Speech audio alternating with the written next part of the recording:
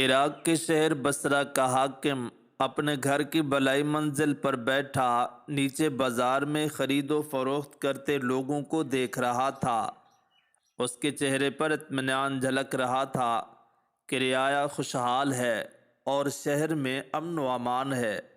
اس کے ملازم رات کو شہر کے گلی کوچوں میں پھیل جاتے اور لوگوں کے حالات معلوم کر کے اسے آگاہ کرتے، اور وہ ضرورت کے مطابق لوگوں کی مدد کر دیا کرتا تھا۔ رعایا کی خدمت کا یہی طریقہ تھا جو اس کو اپنے بزرگوں سے وراثت میں ملا تھا۔ اچانک حاکم شہر کی نظر بازار میں ایک عورت پر پڑی جو اونچی آواز میں صدا لگا رہی تھی کہ ہے کوئی نیک شخص جو میرے بھوکے بچوں کو کھانا کھلا دے اور بدلے میں مجھ سے بدکاری کر لے۔ حاکم شہر اس عورت کی دردناک فریاد سن کر لرز گیا اور دربان سے کہا، اس عورت کو فوراً میرے پاس پیش کرو۔ میں جاننا چاہتا ہوں کہ وہ سرعام ایسا کیوں کہہ رہی ہے۔ وہ بازار میں سرعام لوگوں کو زنا کی دعوت کیوں دے رہی ہے۔ چنانچہ دربان گیا اور اس عورت کو حاکم شہر کے سامنے پیش کر دیا۔ وہ ایک جوان، خوبصورت، حسین عورت تھی۔ حاکم وقت نے اس عورت سے پوچھا کہ تم کو معلوم ہے کہ تم سرعام بازار میں لوگوں کو گناہ کی دعوت دے رہی ہو، اور اس عمل کی کتنی سخت سزا ہے تم کو جو ملنے والی ہے۔ عورت نے سر جھٹک کر بے نیازی سے کہا کہ سزا اور جزا کی پرواہ میں کیوں کروں، جب اس شہر کا رواج ہی یہی ہے کہ جسم کے بدلے اناج ملے گا۔ حاکم شہر عورت کی بات سن کر حیران ہو کر پوچھنے لگا کہ اے خاتون، مجھے تمہاری بات کی سمجھ نہیں آئی۔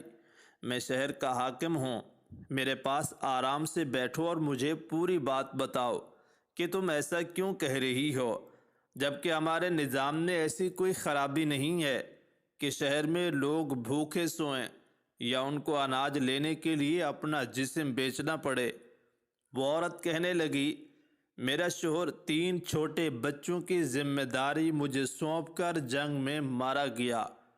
اس کی چھوڑی جمع پونجی سے کچھ عرصہ تو ہمارا چولہا چلتا رہا، پھر گھر میں فاقے شروع ہو گئے اور کمانے والا کوئی نہیں تھا، مگر کھانے والے 4 افراد تھے۔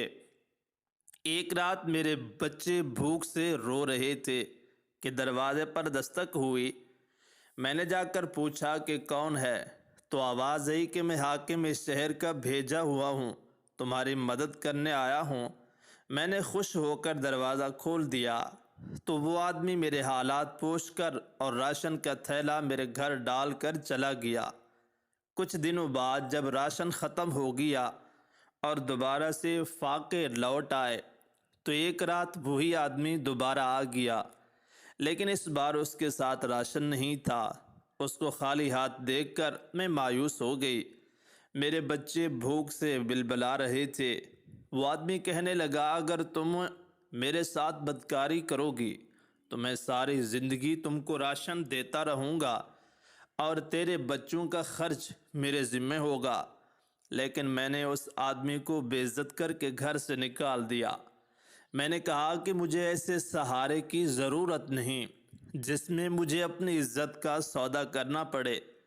اے حاکم شہر، وہ رات تو ہم نے بھوک میں جیسے تیسے گزار دی، مگر اگلے دن میرے بچے بھوک سے نڈھال ہو کر گر پڑے۔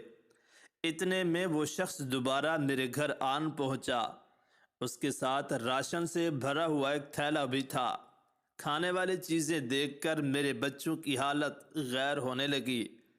وہ شخص کہنے لگا، جسم کے بدلے راشن ملے گا۔ میں نے بھوک سے بلکتے بچوں کی طرف دیکھا اور اس آدمی کی شرط ماننے کے علاوہ میرے پاس کوئی چارہ نہیں بچا تھا۔ اس دن کے بعد یہ معمول بن گیا۔ کچھ دنوں بعد وہ آدمی راشن کا تھیلا لے آتا اور بدلے میں میری عزت سے کھیل کر چلا جاتا۔ میں نے حالات سے سمجھوتا کر لیا تھا کہ چلو میرے بچے اب بھوکے تو نہیں سوتے ہیں۔ کچھ دنوں سے وہ آدمی راشن دینے نہیں آتا اور نہ ہی اس نے پلٹ کر میری خبر لی ہے۔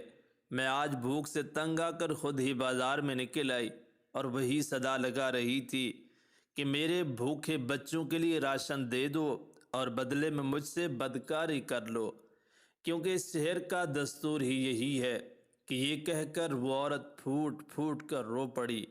حاکم وقت بھی اس کی دردناک کہانی سن کر ساتھ رو رہا تھا کہ اچانک دربار نے آ کر اطلاع دی کہ بیت المال سے ایک ملازم کی لاش برآمد ہوئی، جس کی حالت بہت خراب ہے۔ شاید کئی دنوں سے اس کمرے میں مرا پڑا تھا جہاں پر غریبوں کے لیے راشن کے تھیلے تیار ہوتی ہیں۔ حاکم نے عورت کو ساتھ لیا اور جب بیت المال میں پہنچا تو اس عورت نے مرے ہوئے شخص کو دیکھتے ہی پہچان لیا کہ یہ تو وہی شخص ہے جو مجھے جسم کے بدلے راشن دینے آتا تھا اور اب کچھ دنوں سے نہیں آ رہا تھا۔ حاکم شہر نے عورت سے کہا کہ یہ تو بیت المال کا ملازم ہے جو یہاں سے میرے حکم پر شہر کے ضرورت مندوں کو اناج اور راشن دے کر آتا تھا۔ تم کو جوان اور اکیلی پا کر اس کی نیت بدل گئی اور وہ راشن جو تمہارا جائز حق تھا وہ اس نے تمہیں مجبور کر کے بدکاری کے بدلے میں دینا شروع کر دیا، اور آج اس کا انجام تم نے اپنی آنکھوں سے دیکھ لیا۔ پھر حاکم شہر نے اس وقت فرمان جاری کر دیا کہ جب تک یہ بیوہ عورت زندہ ہے اس کے گھر کا سارا خرچ بیت المال سے جایا کرے گا اور اس کے بچوں کی تعلیم و تربیت کا خرچ بھی بیت المال سے جایا کرے گا۔ ایک عورت 4 چیزوں کی بھوکی ہوتی ہے: نمبر 1 روٹی کی، نمبر 2 عزت کی، نمبر 3 حیا کی، اور نمبر 4 وفاداری کی۔ جس مرد میں یہ چاروں چیزیں ہوں گی، عورت ان 4 چیزوں کو پسند کرتی ہے اور ان 4 چیزوں کی بھوکی ہوتی ہے۔